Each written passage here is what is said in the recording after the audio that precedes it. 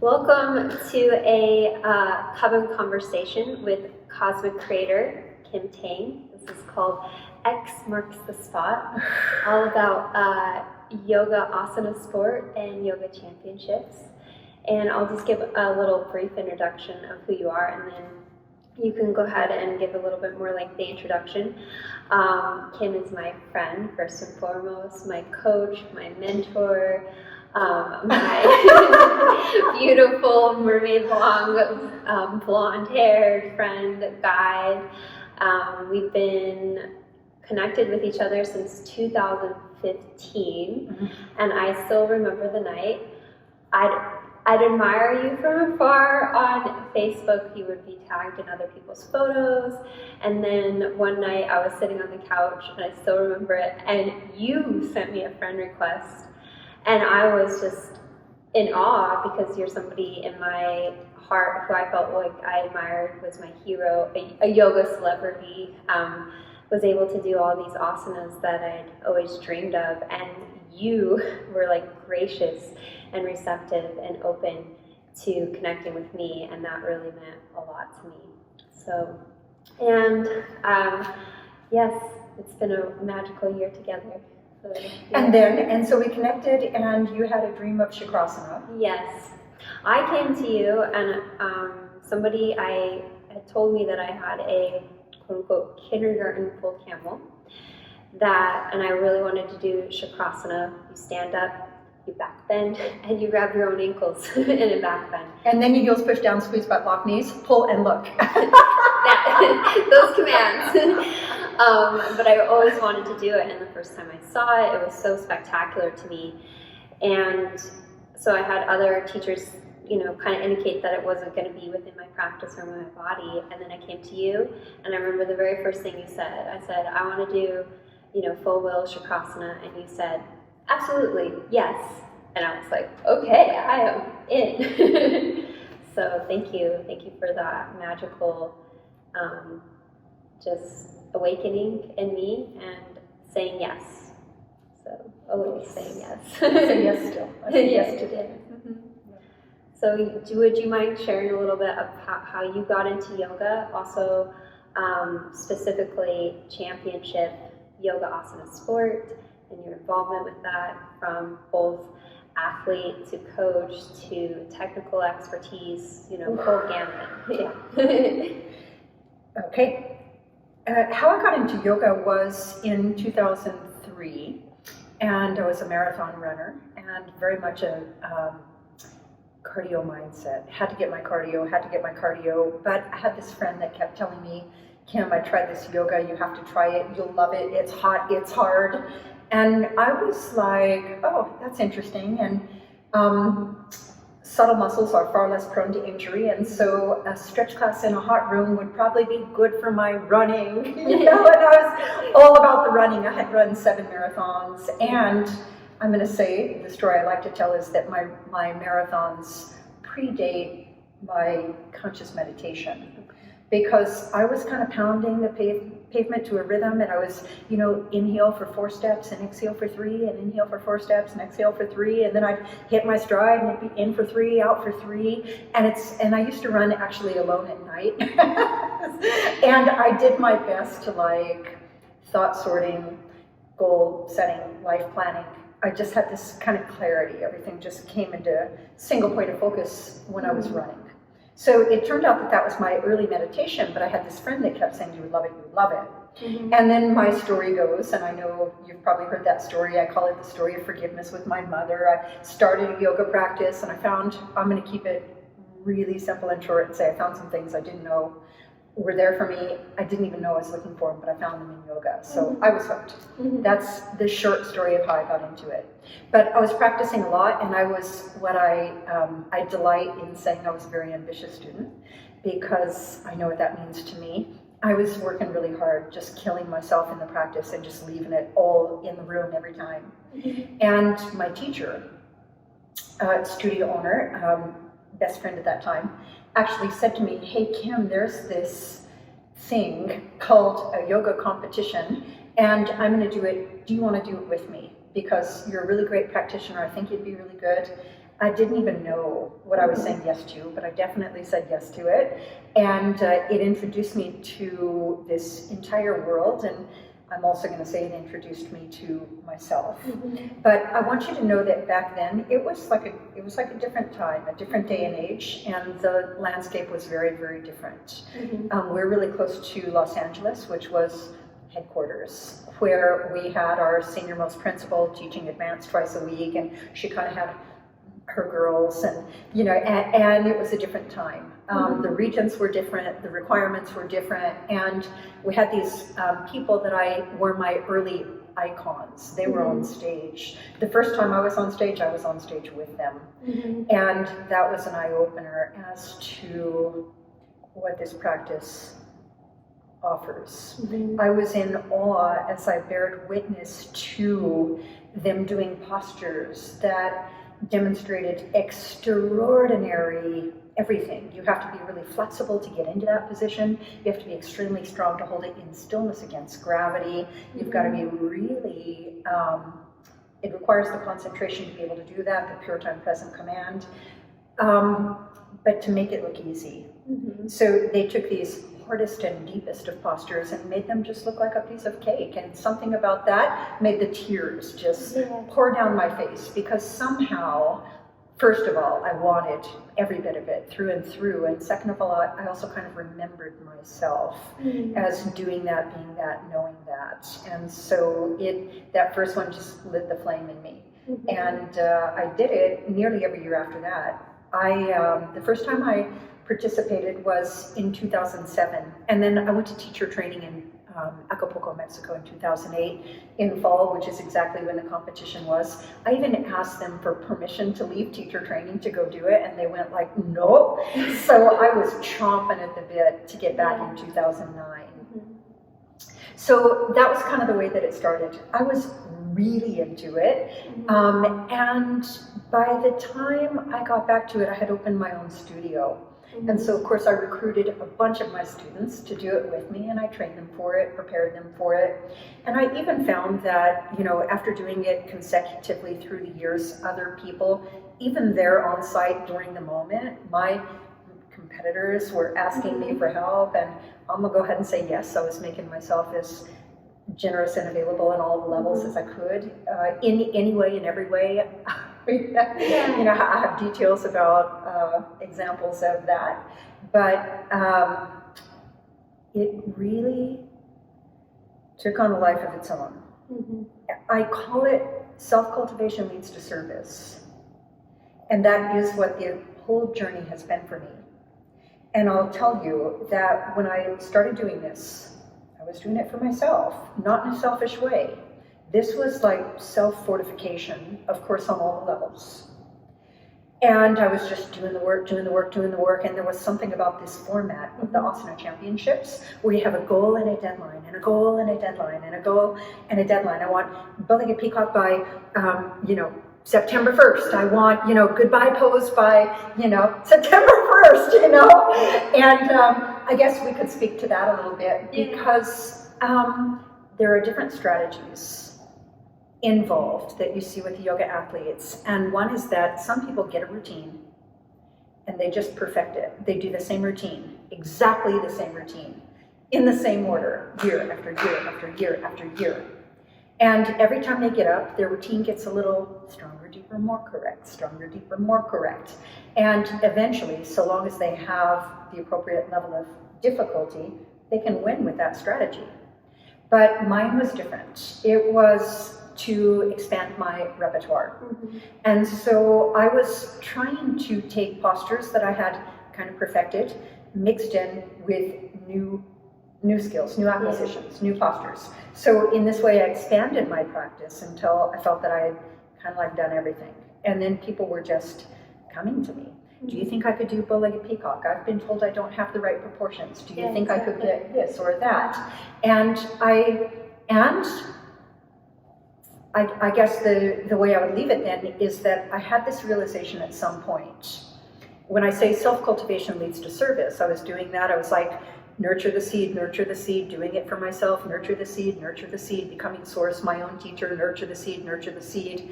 But at some point I had the realization that in the way that you can only give what you have, I have so much to give. I felt a responsibility to share it. Mm-hmm. And my whole perspective changed, my whole purview changed, where I already had it, and it was like mine to give. And so then my deepest joy and greatest pleasure became giving to others what I had to give through the self-cultivation. Mm-hmm. So, yeah. something like that. Well, I think it's interesting you talk about seeing the other people on stage, because when I first saw photos of some of the yoga champions, and you included, it was like, so I'd always loved epics and myths, and I'm really into humanities, everything. It was like looking at these titans, these gods, these heroes, and living out this myth, and where X marks your spot, that's where the treasure lies. So it's like you're going into this, you're on this journey, this treasure hunt, where you are the actual treasure. But in seeing all these other people, it was like I want to be that. It wasn't in a jealous way. It was like, I want to be that frequency. I want to be that embodiment. And so I like what you talked about too, about expanding your repertoire, because when I started in 2012, and then I started training with you in 2017. And my first nationals was in 2015, and that's where we connected in person. But when I started training with you, we train online, because we lived in different states. That year from 2007, so I was always kind of hitting middle of the pack. And then from 2017 to 2019, because I took 2018 off, I went from middle of the pack to fourth in the nation. And you had I did postures that I'd always wanted to do on stage, Tiger Scorpion, I remember that year, and Chakrasana, and you just encouraged me to just go for it and to not play small anymore. And that takes a lot of, I would say, guts and fearlessness, because you always say you're up against yourself, and you know yourself in one way, and you think of yourself in one way. I'm middle of the pack, and you have always encouraged us to go push, practice beyond it, push beyond it, and to see ourselves beyond where we currently are. And I think that's the real hallmark of working with you, is you could take me, somebody who didn't grow up with some kind of athletic background or dance or gymnastics background, and see that I really had this desire and could just mine the treasure inside of me, that's why it's always been fun to train with you. It's because it's always a yes, and we just go for it. And we just got back from India, by the way, for the international yoga sports demonstrations. And so we'll check out International Yoga Sports Federation's World Championship of Yoga Sport 2022 in Bangalore, India. Yes. Okay, that. Appropriate title. Yeah, with 275 athletes from 28 nations around the globe. Mm-hmm. Yeah. And it was incredible to me, because I was up there doing postures on stage that I'd always dreamed about, for some of them for years. And you were a tremendous part of that realization. Yes, the realization of these dreams, these dreams coming true. I feel like I want to back up. Yeah. Because I think we know and love and trust each other enough to share the really personal stuff, right? Mm-hmm. And when we met for a competition coaching clinic in Vancouver, Washington, I had 2019. Yeah. I had private conversations with each person, where I asked, do you have any inner conflict? Is there any way in which winning means losing to you? Because when you're standing on that X, the vortex, mm-hmm. it's your subconscious at the helm, right? And I can coach you to command everything you need and nothing that you don't, but ultimately subconscious will override. And I remember what you said. Do you? Yes, I said to you, do you want to win? And actually, your first answer was not yes. Do you remember what it was? I don't want to take, other people want to win, I don't want to take it away from them. There are other people that really want to win more than me, and I think they should have it. They deserve it. In other words, you deferred. Mm-hmm. You put others in front of you. Mm-hmm. And I do want to say that that can be seen as an act of selflessness, Mm-hmm. which means it's seen as almost selfish to make a claim for yourself. I want to win. I'm going to work for this. Desire, belief, and action are a match, and I am undeniable, right?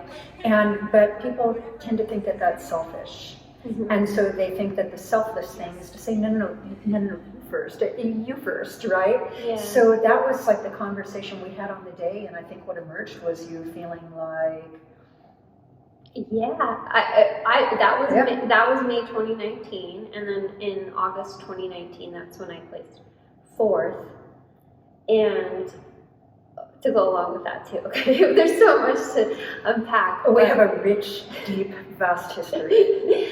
But to know myself as a winner, I think was the truest desire that I had through moving through. I mean, there's so many different layers, but that's one of them. To know myself as a winner of life, and to see myself as a winner instead of like viewing myself as quote unquote like a loser. And I think that's why this desire, because it doesn't even feel like it was like mine, it was put in my heart. And now at this point in my life, I'm like, I trust the desires in my heart are meant for me, and I'm supposed to move towards them. And actually now I believe it's like it is for the highest good that I move towards these desires and I reach for the fulfillment, because in doing that, I free myself of all these fears, doubts, and limitations, and I inspire other people to do the same. And you know, even if it's not in the realm of like yoga asana, it is like when you see something inspiring and somebody else is doing it and they're going for it in their life, you want to do the same in your life, whatever that may be. You know, The consciousness with which you conduct your practice, the consciousness with which you conduct your routine on the X is the same as the consciousness with which you conduct your life. Learn it on the X to use it in your life. And at that training in Vancouver, it was pretty fundamental, because I was going through a divorce and I was just really raw. I felt like my veins had been shredded on the inside, and so for me to even go to this thing and still be maintaining this focus on my practice and these goals, and just to make the claim that like, yes, I want to win, and to start to own who I was authentically, that this has been like such a huge vehicle for expansion of myself as an individual and a person. And you know, people can look at it as like competitive yoga, and I'm like, that's fine. I actually don't give a fuck if people judge that. Like, because it has transformed me as an individual. It's made me a kinder, more lovely, more generous person. And at the end of the day, I think that's what these desires that come into our heart. And you know when it's an ego desire, and you know when it's a heart desire, because like the heart desire, just you keep moving towards it against all odds. And it just feels like, for me at least, I know it's probably the same for you, it feels like it picked me. Absolutely, but I mean, now is the perfect time to insert that the win doesn't always mean like first place or gold medal, right? Mm-hmm. Like you won, I won, we won. Like there's no question for me. Absolutely. So like, you know, my motivation for doing the championships evolved every year as I evolved. And in the very end for me, it was what I consider just a live audition for a job that I wanted, which is to represent yoga around the world. And it turns out that you don't need the trophy. To have that entitlement, you just have to claim it. And so I think the real win for me, after doing it 13 times and then having the benefit of a big, big picture of hindsight, the win for me was that I learned to stand in my value. And I learned that I don't need anyone's permission or approval. I gave it to myself at some point. And that point was actually not the last time I stood on the stage, but the the regional event of the last nationals where I stood on stage. And in that one, it was, again, that was like a different world. We had to do 7 postures, not 6, in 3 minutes, the same amount of time, and hold them for 3 seconds.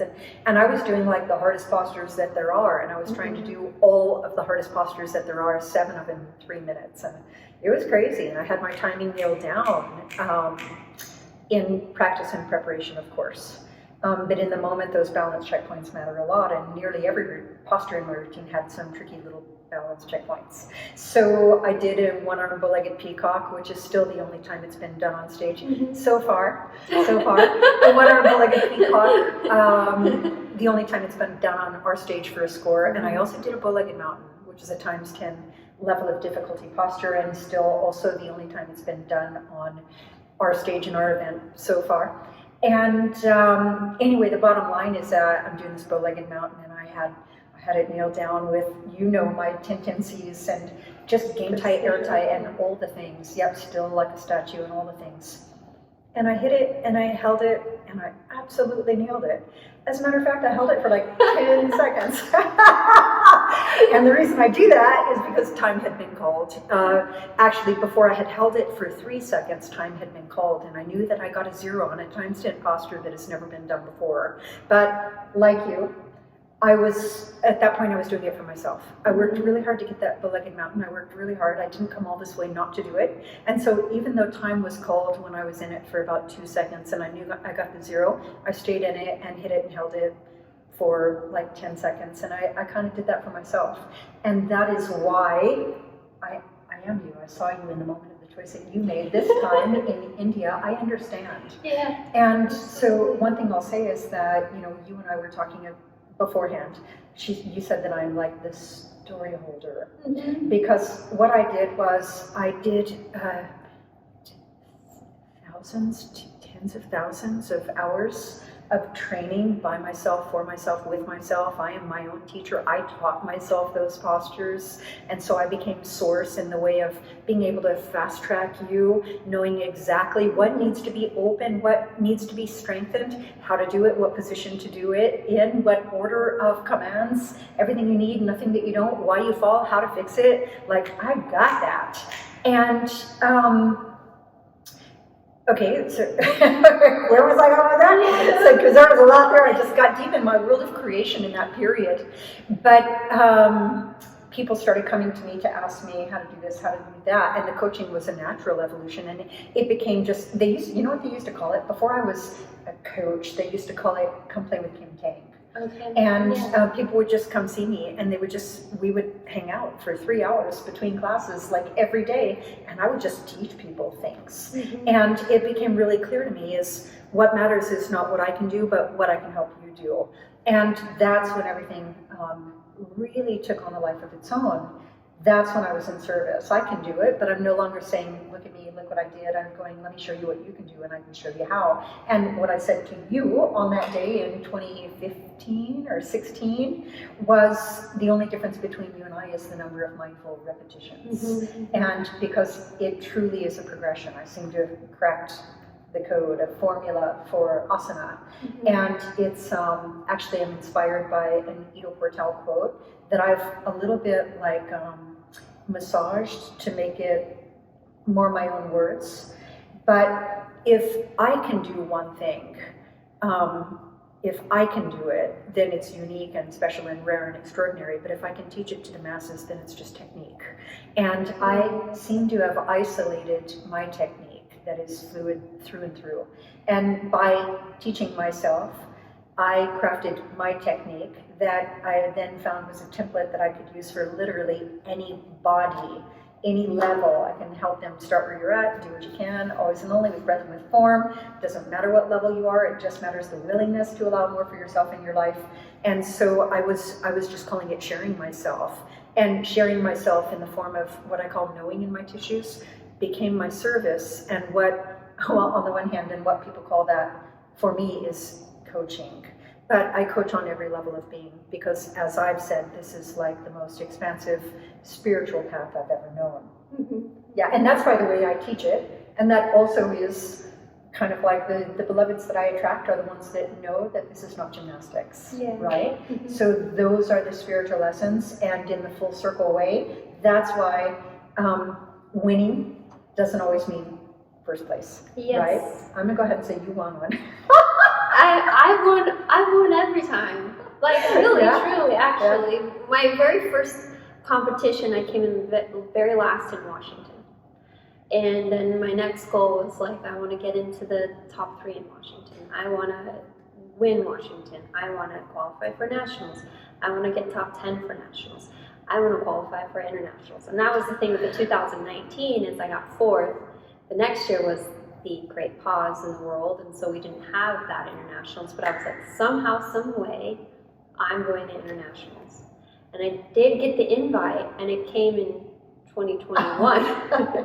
So your manifestations will come to you when you're ready to allow it in, but I just held on to that hope about like somehow, some way. But I want to speak particularly to the last couple of years of nationals and internationals and Tiger Scorpion, which everybody now knows that I have this relationship with this posture because that posture used to be just like my baby. It used to be just like on point and precise, but I think it's an indication. What happens is that with that posture, and I'm changing the story in relationship to it, is that it will show me when I'm upper limiting. And so when I'm kind of comfortable in knowing myself in a certain way, that posture's there. But when I'm pushing into this new realm of myself, it kind of knocks me out so that I go back to what I feel familiar with. And in 2021, I got 4th in semifinals in nationals, and I was like, this is like unbelievable. So of course, because it was kind of a little bit unbelievable, then the next day I did this perfect routine, except for my foot just lifted up and down, and I got a 0 in Tiger Scorpion. And I actually remember that moment backstage when you told me, I think you got a 0. Like, that is probably like the toughest situation to be in. Well, you know why? She went last. I went very last. And what that means is that they were going to announce the final scores within 5 minutes of you going up. And I think that you actually didn't know. I didn't realize that you would have gotten a 0 on it. And so you were in this moment of kind of like elation and feeling like you had done it. And I was a little like, my head was spinning because is it like me? I'm going to burst a bubble. Like, what is happening right now, right? But I also didn't want you to walk up and be completely bewildered and baffled and wonder what happened when you saw the scores. So there was a moment. That was the most gracious thing you could have done. I still cried, but I had some time to compose myself in front of everybody else and to do it in a very like gracious way. And the thing is like, at least for me with this competition, I'm very happy for everybody else. At the end of the day, I just want to do my best and what I've trained for. And then I kind of felt really disappointed and depressed about that for probably several months. Kind of knocked me out of alignment with a lot of other things, which was so necessary because I realized how much value and worth I was assigning into this. And so it kind of took me like re-relating to it again and kind of rebuilding up my like self-confidence and willingness to try again. And then so in the 2022, I kind of, from that 2021, I was kind of, and other things were happening in my life too. From my divorce, I had just pushed through and not really kind of let all the suppressed energy come up. So I just hit apathy. My nervous system was just like, went into this apathetic state. I did regionals here in February of 2022.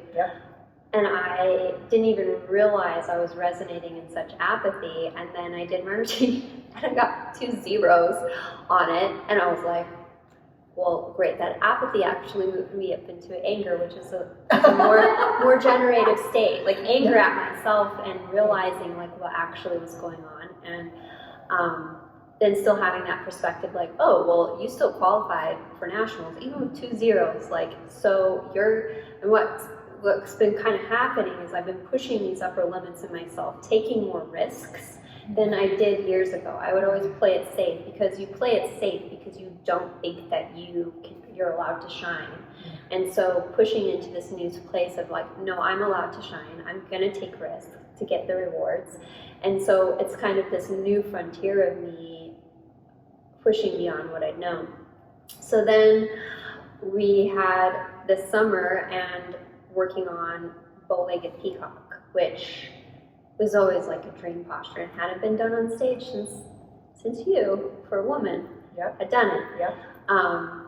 And a few weeks before Nationals this year, there's always kind of this mini long dark night of the soul before any of these events where things come up to face yourself. And I had this really big situation happen, and in it, this other person said, like, you know, you just need to do this or stay and train. And all of a sudden I was like, it's not that important.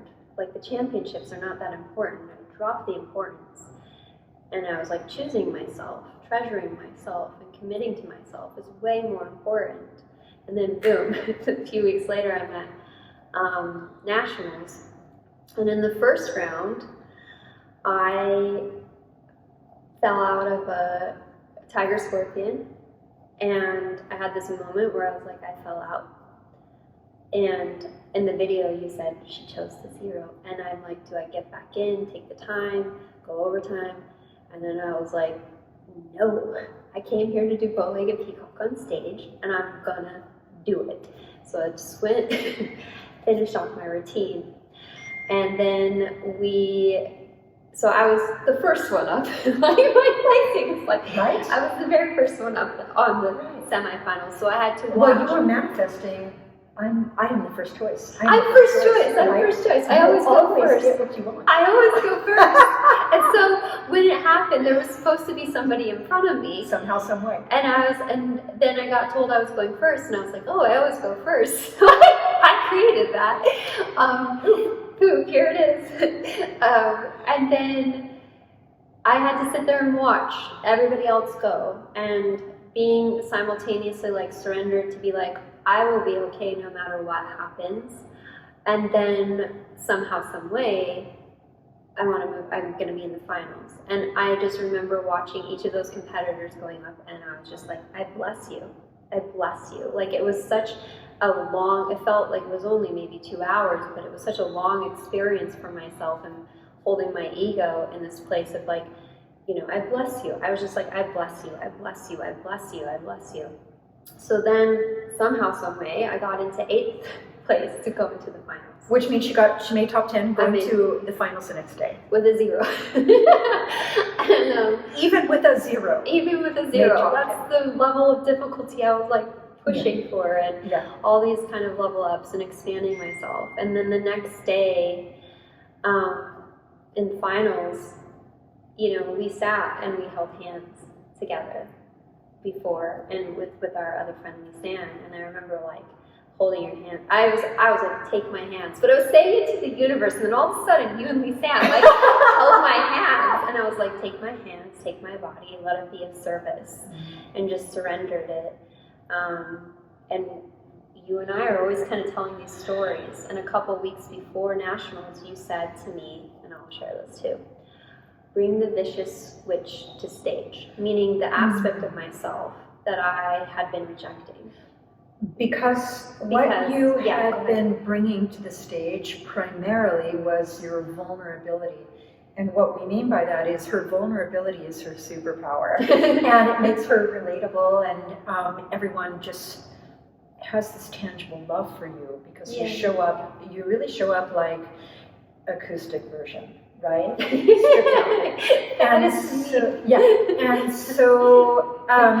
But what happens is when you show up in this a little bit like gentle, docile nature, you maybe did or didn't bring, first of all, the part of you that is going to kick your butt and make it happen, Captain, but also the part of you that perhaps you've been rejecting. Right, so these are the types of things that come up. It's that's why I call it like the spiritual on every level of being spiritual path, because you keep kind of using these words that you and I are so comfortable with. Yes, up against myself, or all of these words, they have like deep, profound meaning. When you talk about, well, you called it maybe the dark night of the soul. That's what I call being up against yourself. And by the way, when you assigned that value to Tiger Scorpion, I would say every posture is simply the value you assign, and that's why that lights up in that posture in that moment, because it's what that posture means to you, the meaning and the value that it has for you. So when you were up against yourself, there was some value that you had assigned to that particular posture.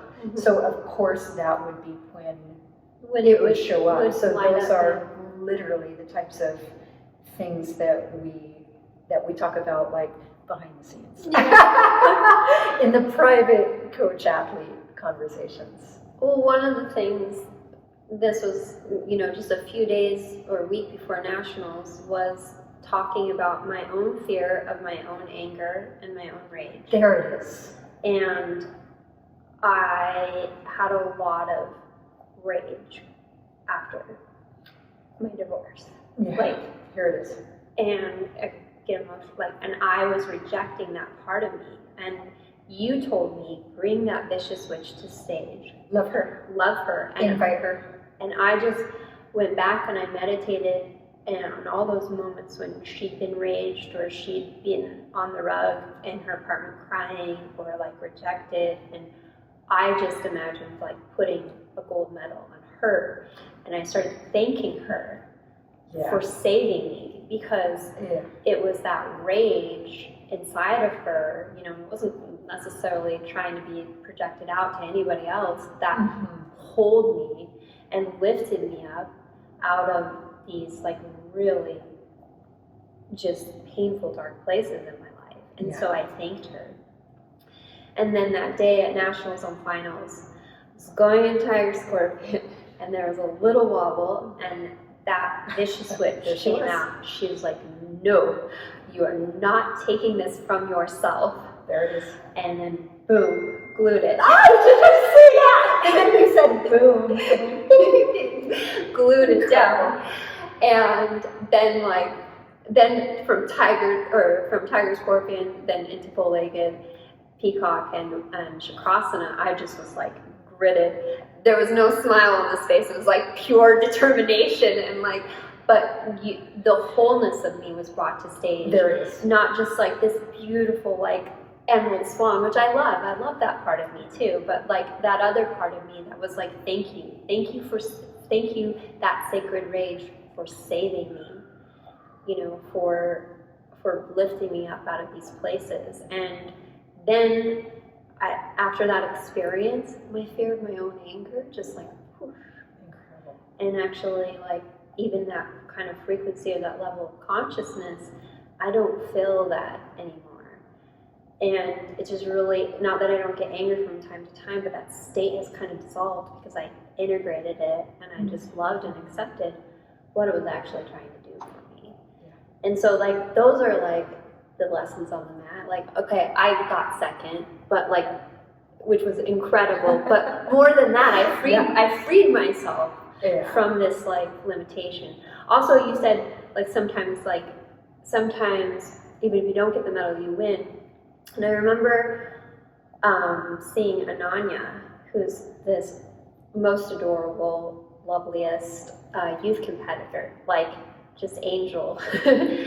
And she was kind of feeling bad about her routine at nationals. She went to internationals, by the way, and the first year. And I told her, Ananya, sometimes the greatest wins I've had have come from quote unquote losing. And how do you hold yourself and view yourself and champion in those moments? And so, yes, I'm thankful for, even though they've been hard, every time I've fallen out or gotten knocked down and been willing to get back up. So that was that relationship at nationals, and then internationals was like a whole different kind of energetic thing to move through. I know the way I want this story to go already, but it's yours to tell, not mine. I would be very curious, but yeah. So you can go first, because no, you're going to tell the story, but I'm going to tell you that a minute ago you said you were using your own words, and I know what you mean.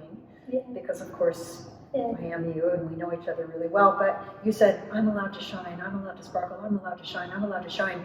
It's not any organization that was not giving you permission to. It's a matter of you allowing it, making the claim for yourself and then allowing it for yourself.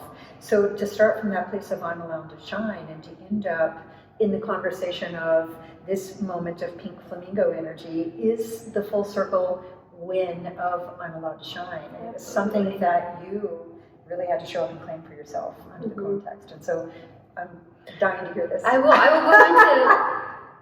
into feeling like you can't shine is actually kind of an upper limit that's known. And I read a book called The Big Leap. And I will say a lot of the transformations to get to this level of asana or depth, also you have to combine the causal, the mental, the emotional transformations so that your body can actually move into these new positions and new frequencies. So I've done a lot of belief and shifting, but one of them was The Big Leap, and he talks about how sometimes we're raised in environments or situations and we grow up and we don't feel like we can take attention or shine our brightest or really show ourselves because we might make other people feel bad, which was exactly one of my big limitations pushing me out. Was like, I don't want to take from anybody else. I don't want to take up too much space. I don't want to shine too brightly, those kind of things. And everybody deserves that right to shine. Everybody deserves the right to win. Everybody, because it transcends not just this platform, but in all areas of life. So I'm wearing the leotard that I wore in India. And on the day of the finals. On the day of the finals. Oh, that's an important feature. And I will actually even speak to, so prior to going to there, 10 days ahead of time, we got told that we needed to do different kind of costume. And that's a big part of the personal expression on stage. And so this is inappropriate wear, and it's also very hot pink, which is signature Jordan.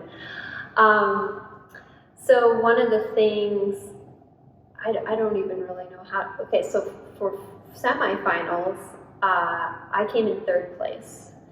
And we're going to back up. Oh.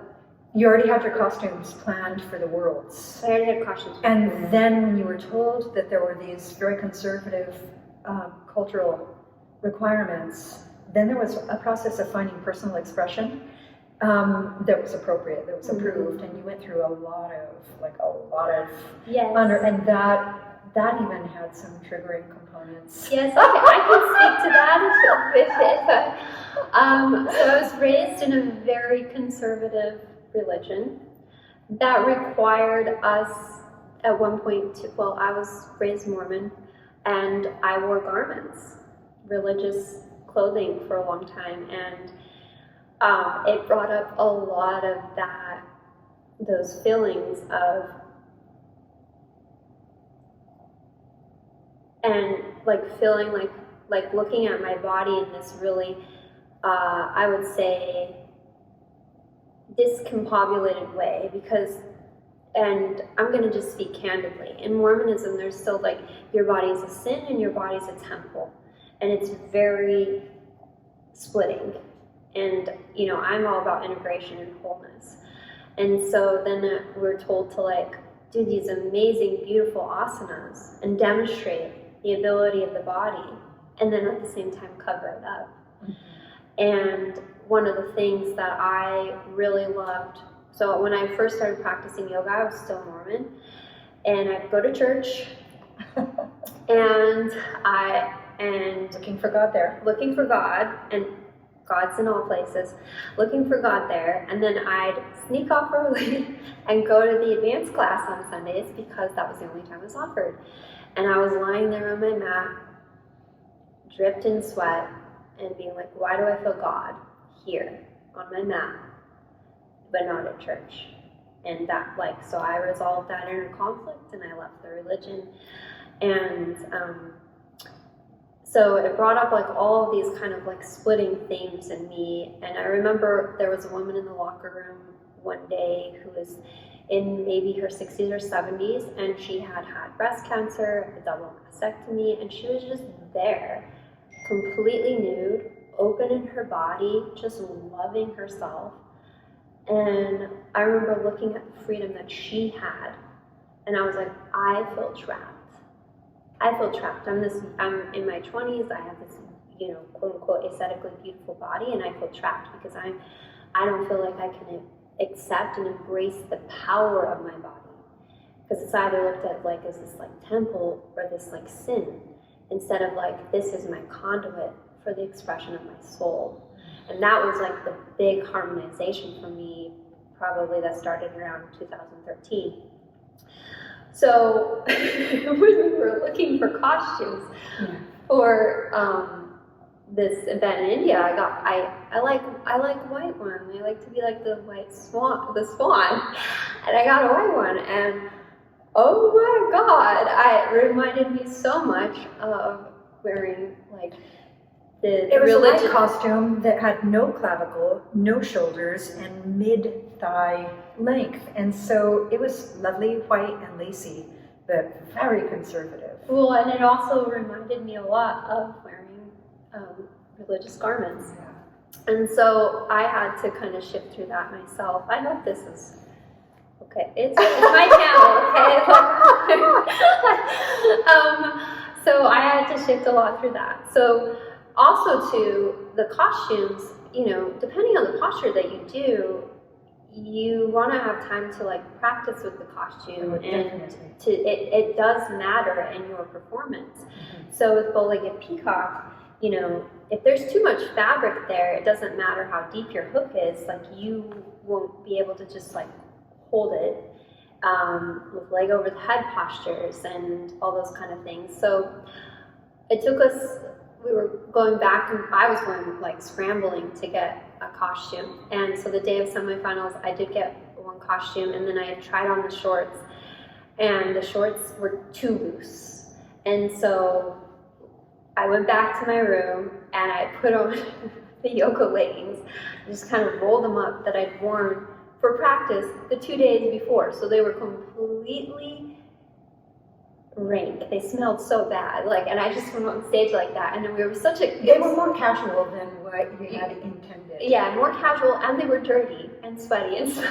I mean, nobody should have but the way you felt in it and about it and about yourself. I didn't feel like that like personal like expression or that like connection to myself that I generally like to have on stage. But I got third place in semifinals. Okay, that's important. She's on the box, medaling bronze on day one. On day one. Which was, I feel, a completely accurate and true ranking. And we both agreed that that was not even your best routine. No. And yet you were a really comfortable third place. Yes. Yeah. But I remember being in Tiger Scorpion on that day, and my friend Emmy was just like, just decide. And so Tiger Scorpion is also the reflection of like my ability to hold to a decision and to commit to that decision in my heart. And so when I was going in that posture, I was like, decide, decide, decide, decide. That was my mantra the whole time. But the next day, what do you want to say about this? So. No, this is yours. Okay. It has to come through you with the energy of it. It was a build. It was a build. It was a build of energy. I think that's where I would start with the story of moving from day one and the way you felt about the costume. Because, I mean, with the whole process of the costume becoming an influence, I would say that in your own life early on, you worked so hard to allow yourself to be free from the garments. And I think that you felt in the costume choice that you were being brought back to a moment that actually had kind of an emotional deep significance to you. The relevance of the costume and its effect on the postures, these costume restrictions and its effect on the postures, is that now the women basically had to wear a leotard and shorts. And there is this question, not all costumes we found are created equal. Do you put the shorts over the leotard? Do you put the leotard over the shorts? What about the fabric? Because what you were saying about what we're going to call the hook and bow leg, where your toes are like your fingers grabbing onto preferably a bone, sometimes there's going to be now fabric sliding on fabric. Yeah. And so it poses not only a new set of challenges in posture, and therefore the dress rehearsal in multiple costumes, but also the personal expression, and for you, the emotional charge of feeling that you've gone back to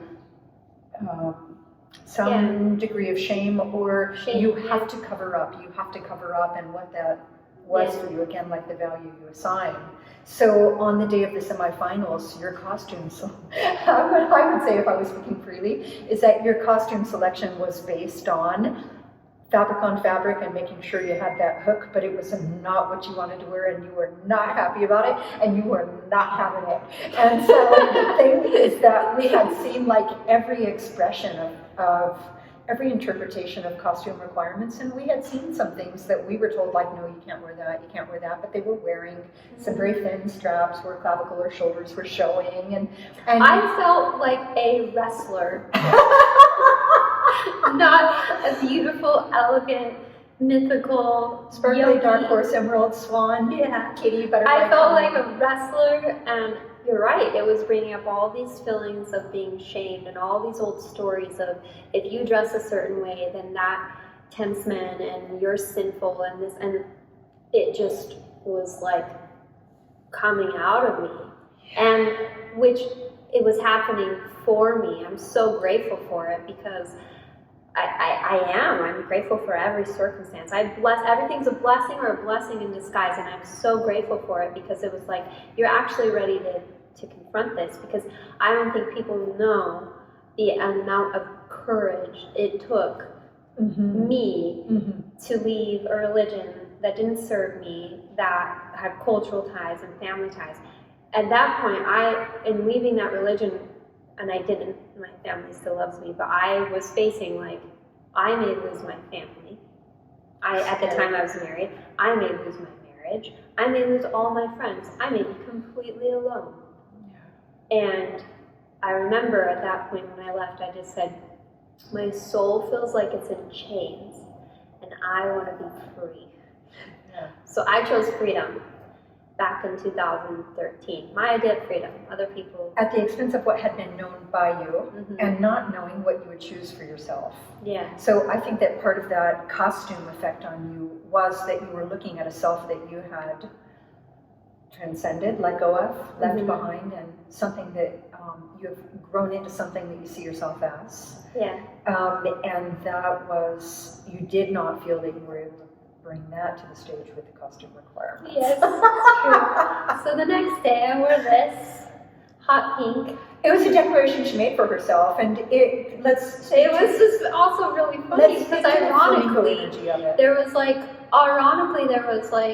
the rest of the top 10, it was all these dark or navy, black or navy, which is still really beautiful, and then I was like up there, hot fluorescent pink, and happy about it, and so happy about it. I was like, I get to wear what I want to wear. But yes, we chose flamingo energy, and the flamingo for me, when I first started consciously creating and manifesting, I was like, okay, God, let's put this to the test. Show me a flamingo. And so then 2 days later, I went to the park and I looked to the right or left, and there was a flamingo. And so anytime I've lost faith, I'll just be like, show me, God, show me a flamingo. It's like my flamingo of faith. So it's like a very kind of significant totem creature. The value she assigned? Yes. And then we looked at the meaning, and it's playfulness, cooperation, and balance. And part of my practice, and I feel the essence of my practice, has always been like playfulness. Like I work very disciplined and hard, but if you're practicing next to me, you're probably having a lot of fun. Like it's a very like, I'll be the one cracking jokes back at the teacher in the room, and just like this really playful energy. And so that was what I wanted to bring to the stage, is play, because that is the truth of who I am. And then I begin please, and I made the claim, I am free. That was my claim. And I went straight over the top in Tiger Scorpion, and my feet touched down. That was the fourth posture? That was the fourth posture. And when they touched down, I was like, I'm free. And all of a sudden, my feet were in the grass in my favorite beach park where I practiced, all through COVID. In your mind. In my mind. In that moment. On the I stage. was still on stage. In India. But all of a sudden I was in the grass, and I was with my best friend, and we were just doing what we always did, which was to play. And then I still just smiled and did Bowlegged Peacock. And we had been playing with something. I wasn't totally ready for it, but I went ahead and kind of threw it in at the end of it, because I was just like, I'm here on this stage. I'm already out of mental contention. And there's all these, there's 3,000 people watching, and I just want to play a little bit. I just want to play just a little bit. And that's I intend to be back at internationals again. But I was like, who knows if I am? So I'm going to give myself this moment of freedom. And then stood up, dropped back, grabbed my ankles, and, bowed, and then came off, saw you, and we started, I was crying and laughing all at the same time. And that was I get it though. Yeah. It is what you did. But I did feel free of all of that, pressure on myself, needing it to be something, and not falling out of the posture, and not having it mean anything anymore. Yeah, or it didn't mean, that it wasn't the posture that meant something. It was the unearthing of, how about this? What falling out of it unearthed? Yeah. Something like that, right? You gained a lot of clarity in that moment, for sure. And you also made some choices for yourself in that moment. And you allowed yourself to sparkle, and you allowed yourself to shine, and you allowed yourself to feel good under all circumstances. Everything about it was actually just simply a perfect. Yes. Yeah. It was perfect. And it's not always what you maybe thought you needed. Not what you wanted, but what you needed. Not that what you wanted, but what you actually needed. And I think it was exactly what I needed. The indication of what's active within you, and exactly what is required for your soul's learning. Yes. Because I want to say that, and this is Jordan's story to tell, but I know the story well, and that is that for most people, the standing on the X on the day of the finals is, would you call it the end of the book or the end of the chapter? Yes. But that was the middle of the chapter for you. The day of finals was only in the middle of the chapter for you, because you went on tour with a group, and you had more unfolding. It was still going, it wasn't over yet. Not by a long shot. As a matter of fact, I think that everything up to the X was just the warm-up, and introduced to you kind of bigger realizations that you had as you continued on a little bit. Yeah. You want me to? Yeah, this is not mine to tell. Anything you want to speak on? Yeah, we went to Kolkata and going to the Ghosh College, and then also seeing where Paramahansa Yogananda lived. And I was able to kind of see, I've had this desire to be world champion for 10 years. I cannot explain it. Sometimes I'm like, okay, God, take this from me. But I've had an opportunity to be there and be in those atmospheres and see all these other, practitioners of the lineage, and to reflect on what it actually means to me to be a champion, how I perceive champion, the type of champion I would want to be at that level. And then to kind of see maybe I've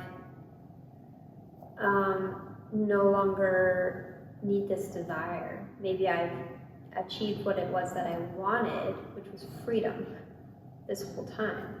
Maybe that was like my higher self carrot was like, okay, you want to be a champion, and really what you want at the end of it is to know yourself as a winner and to know yourself as free, and in pursuing unlimited and your limitless, yeah. Limitless, yeah. And to know yourself as free and limitless, and in moving towards this desire and pushing every year, pushing into these new limits, you're confronting all these beliefs and all these stories and all these identities that you've held about yourself, and then just slowly releasing them and over, and it's a constant like purification process. And then, at least for me, it's like, oh, I'm already whole and complete. I'm okay no matter what. And that's like the true gift of it. And then also to smile even after you fall. So, I mean, there were so many different kind of like aspects of that. And also the leotard too, like I was working on the hook, you know, in the warm-up room, and the warm-up room was dirty, and so I had all this like, I had the dirt of the, like India on my leotard, and you were calling it like the clay. The clay, like it was earth on my feet. Yeah, and I'm like, what's that? You know, because you gotta like keep everything warmed up, and then I was warming up next to you, and you noticed that the straps started to like unravel, and it was very sweet because Omanya, who is, I don't know how many times she's been the world champion, and I've really admired her and looked up to her, like she stitched me back in my leotard, you know, just like maybe 10 minutes before I went on stage. And so I got to experience all these super deep, intimate things leading up to it. And that is the experience of being on the X and where your treasure lies, is that deep intimacy of knowing yourself in such a different way. And you're up there in front of all these people, and at the same time you're having this most terrifically intimate and personal experience with yourself, and everyone is standing as a witness of you deeply witnessing the truth of who you are, no matter what happens. You're witnessing your relationship with yourself in the context of who you are in truth. Yeah. Right? Which is kind of the determining factor. Yeah. It's big. It's huge. Huge. So it was fun and it was playful. Yeah, you were Grace. You were Grace. Maybe speak a little bit on the honor bestowed upon you to be part of a demonstration group for the Prime Minister of India. Yes. And what that was, literally being the night of the semifinals, going into the finals. Okay. Right? That was a factor for sure. So they asked a group of us athletes who, you know, from different countries to do a group demo together. And that was really special for me because there were all these like various athletes from all these different nations.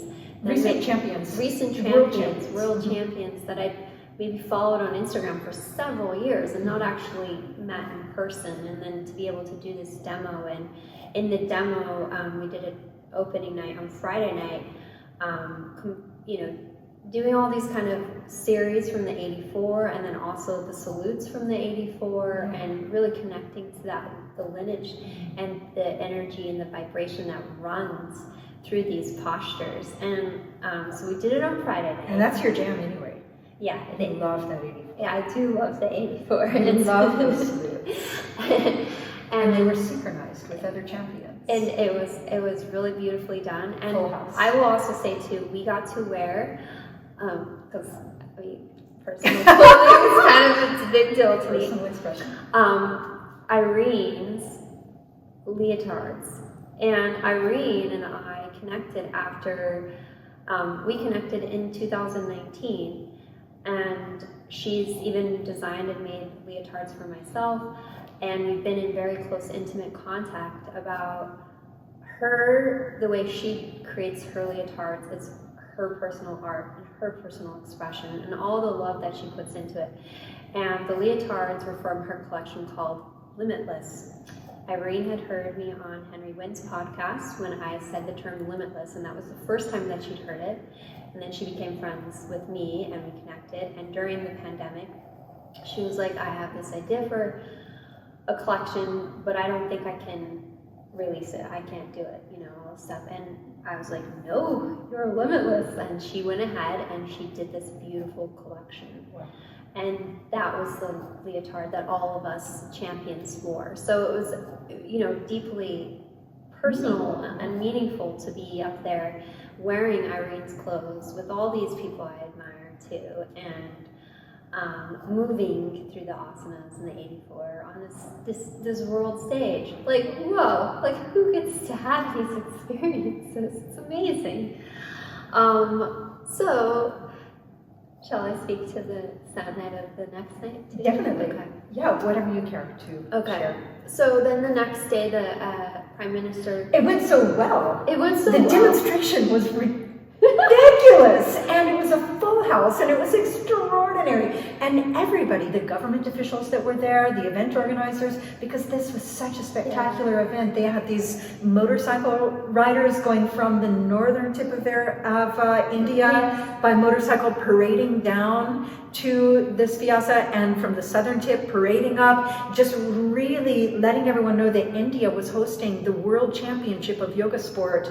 They all met in the middle, they all attended this demonstration on the first night, and it went so extremely well that they literally contacted the Prime Minister of India and said, "Sir, you have to come."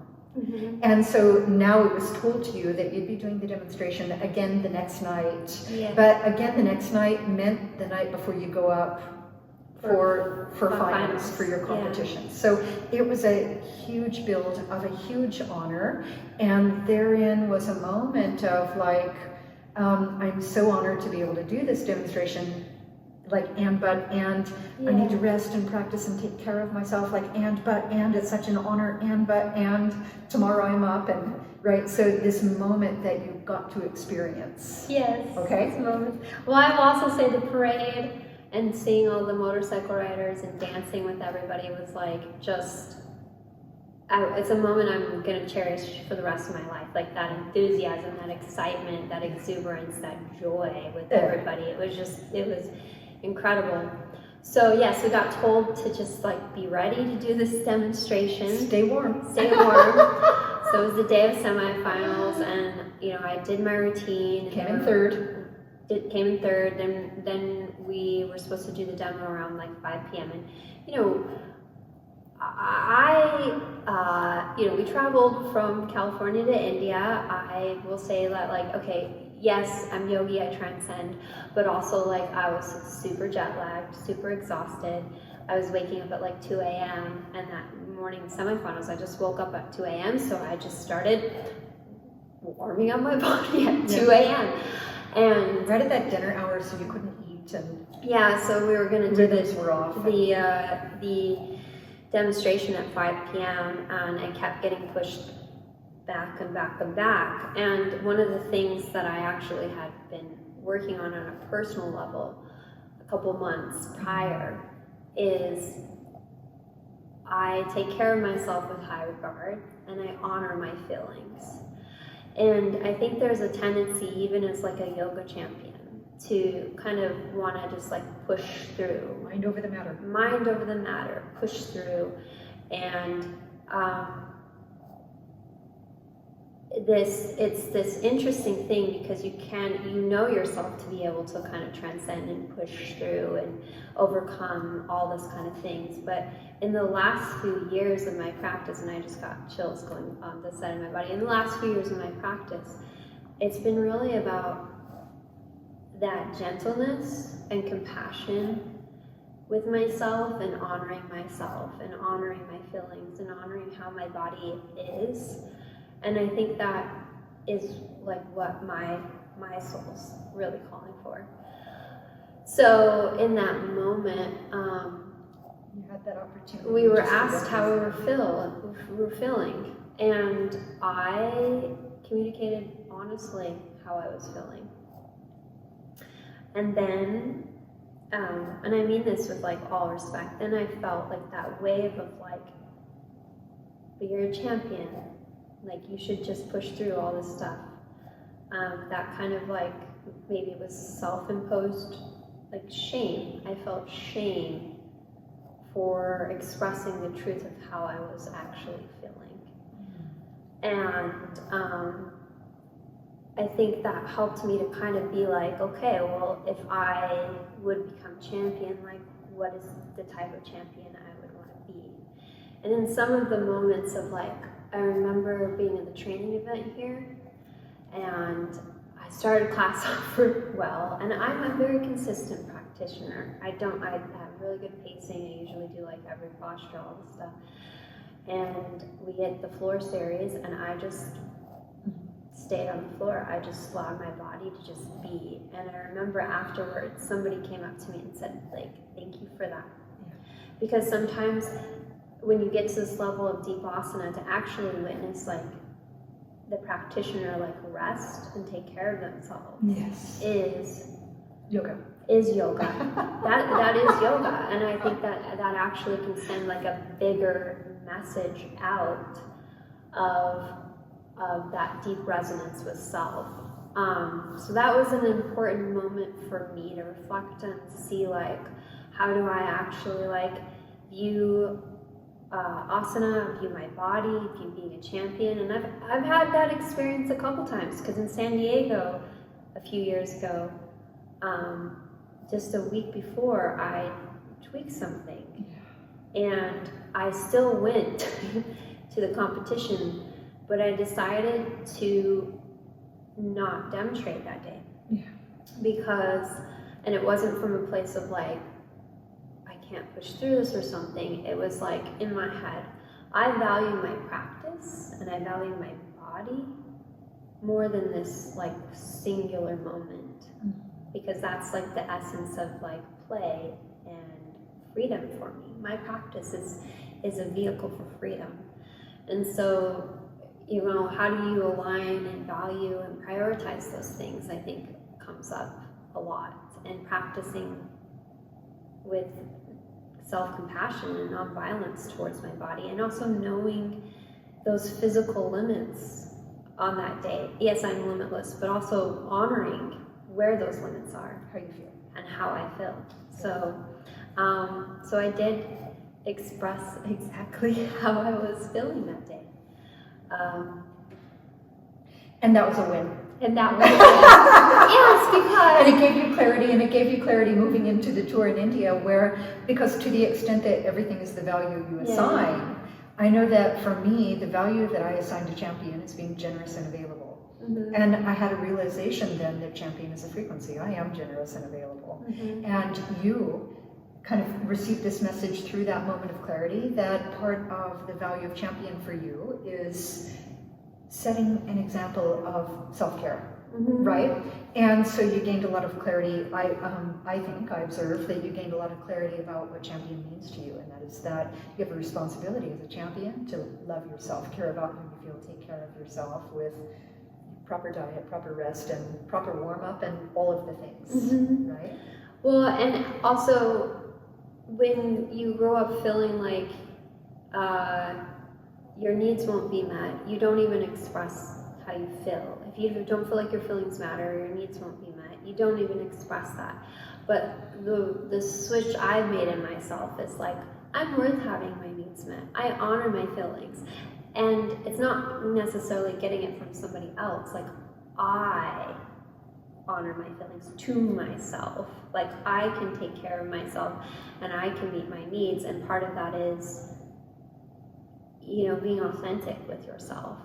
But you're right about like, what does it mean for me to be champion? And it's wellness.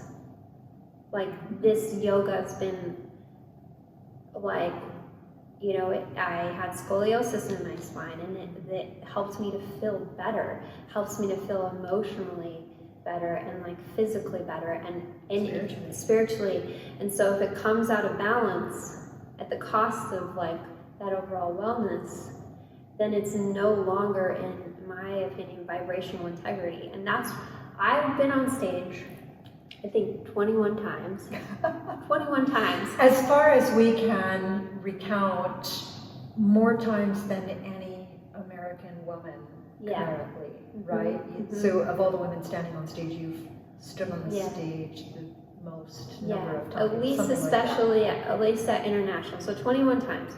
So how do you do that over a decade of this deep asana practice where you're like pushing? It's through that balance and knowing when to push and when to pull back. The sustainability of practice at that level over such a long period of time. Well said. And well I said. will also flaunt my age. I'm 36 years old. And I didn't even take my first yoga class until I was 30. But a lot of people say this is just like a young person's sport, you know, or like, you know, it is not. It is for every age. Yep. Age is also a construct, I will say that, because it's like I've just decided I keep getting more and more flexible year after year, better and better year after year. So freeing yourself of those limitations as well. Limitless. Limitless. Limitless in pink. Yeah. Beautiful. Yeah. I hope to have a lot more conversations like this. I want to say that being interviewed on the subject of, you know, yoga competition has always been mired with like scrutiny, and people are they don't understand the concept of it. And by the way, one of the highlights of that event for me was that yoga competition has been taking place in India for hundreds of years, as far as we know. I can't say exactly how many, but historically a very long time. Yoga competition's got its roots in India. And there we were, after 15 years of Westerners thinking that yoga competition is an oxymoron, we were standing in the heart of India, where it all began. And I'm going to go ahead and tell you that it is, we were bearing witness to and being in the experience of Indians being extraordinarily not just proud of India as the motherland of yoga, but the Indians, in my observation, were extraordinarily honored by Eastern bodies, Western bodies, young bodies, aging bodies, all the bodies of the earth, of the world, showing their yoga, sharing their yoga on a stage in India, the motherland of yoga. And I'm going to go ahead and say it was thunderous. The room was packed, not only every seat full, but standing room only, and a room that had to overflow on a big screen, and it was live streamed.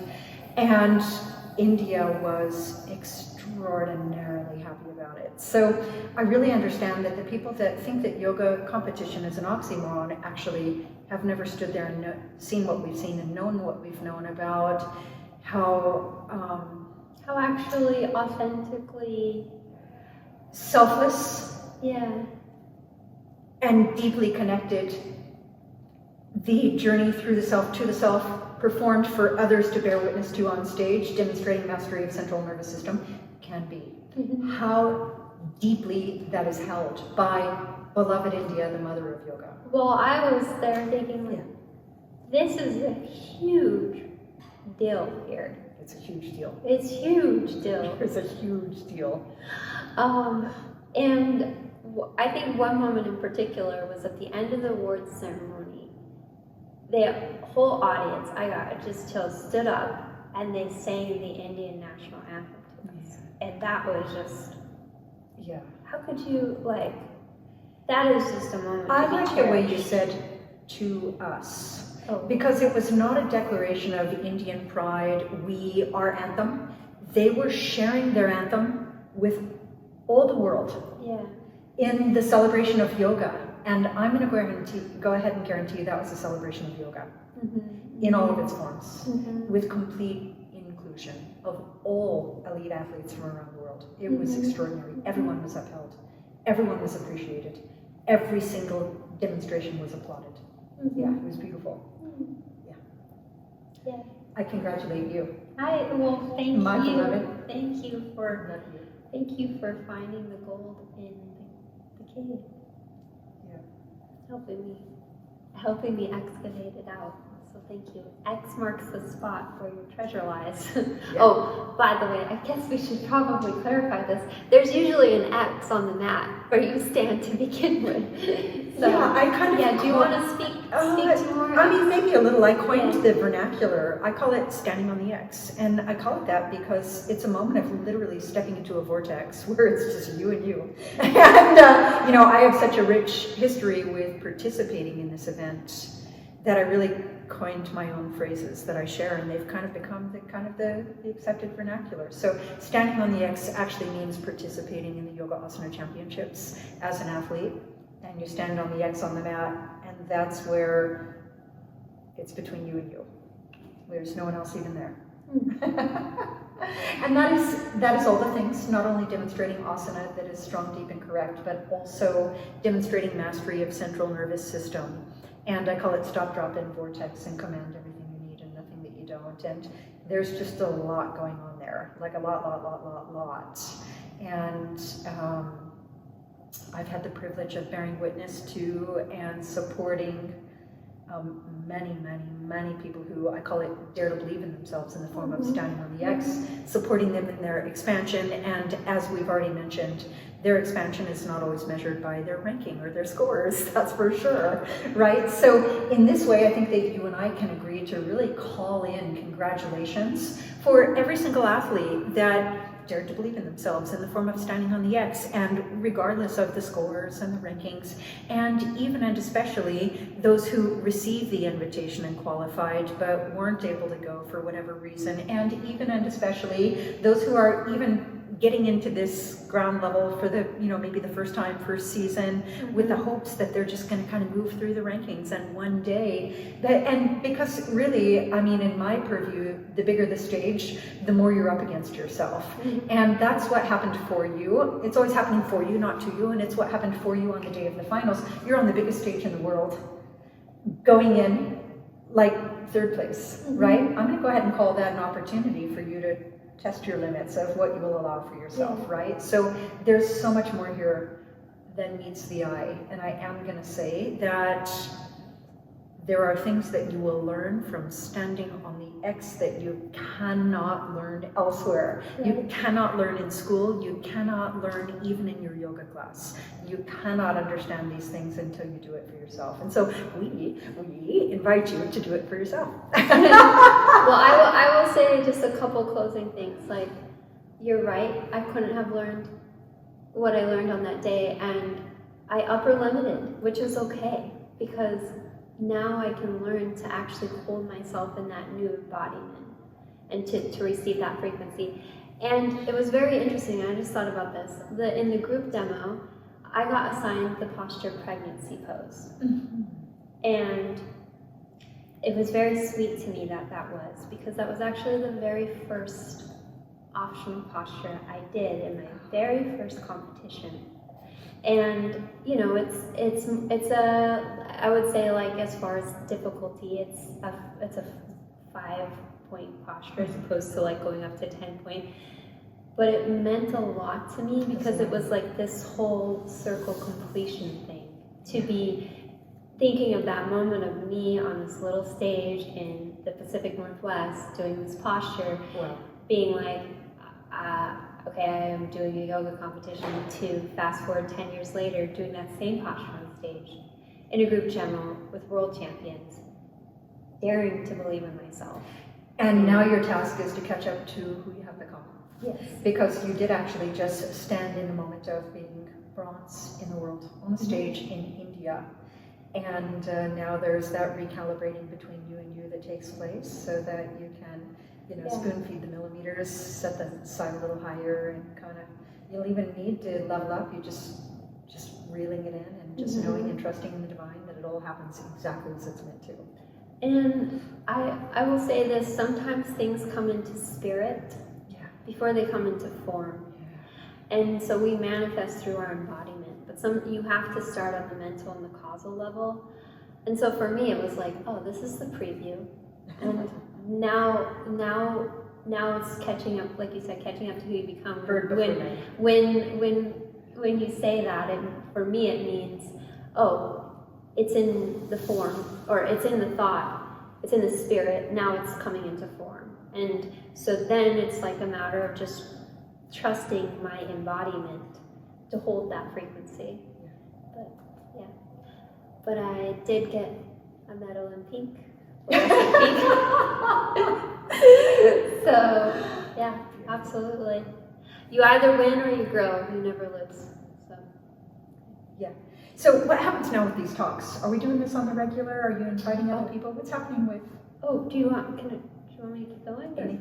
Do you not want to tell them? Oh, what's happening with these talks? I will put these up on YouTube, and I will share them. Hey, because and this is for them. I thought we were. So here's the thing: is that I don't think this has ever been spoken about in this way. Mm-hmm. Everyone talks about the yoga and the competition, and they kind of justify it, and they all say, oh, it's between you and you, you're the real competition. But to actually have these really deeply personal accounts, mm-hmm. and like specifically, how was I up against myself? What was my personal growth? What was my moment of clarity? Yeah. And in the midst of any and all circumstances, which there always are yes. circumstances, always. Mm-hmm. So I kind of feel like this format that is your creation and your inception is something that we could keep rolling in the form of many, many conversations. Mm-hmm. We could do a series, you could have other people on to talk about it.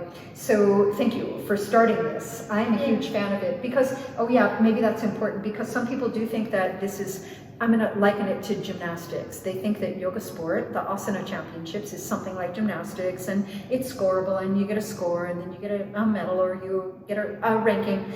But the reason that we come together, and I think the reason why I attract the beloveds that I attract, is because we know that there is so much more there for you in this event than just sport. Mm-hmm. And so I think that we've agreed that these are those conversations that we care to have, and I think we've done a good job of that. And I think that you and I and many, many others could just keep these contributions rolling. And is the hope here to inspire other people to dare to believe in themselves in the form of standing on the X, or to kind of share what it was? X marks your expansion. And you are the treasure, by the way, and on you the are X. the treasure. X marks the expansion.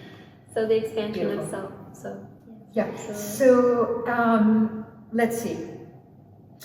I think right now we're sitting representing International Yoga Sports Federation. Mm-hmm. And so no matter where you are in the world, there's going to be a national federation, and you can get in on a regional level. And then there are requirements or prerequisites of who gets invited to move on and so on. So if you have an interest in doing it, find a good coach. I think that's imperative. Because it's as much about the postures as it is about what I'm going to call good decision making on the X. And I'm going to go ahead and say this one made some extraordinary decisions, and to claim some freedom and liberation. But the point is, I think that we're both sitting here as speaking from the knowing in our spiritual tissues and our physical tissues, encouraging you and inviting you to join and get involved and take part. Yeah. Absolutely. Okay. Yes. I love you. I value you. I value you. I accept you. I accept you. You too, are limitless. We are limitless. So mote be. Sealed with a kiss.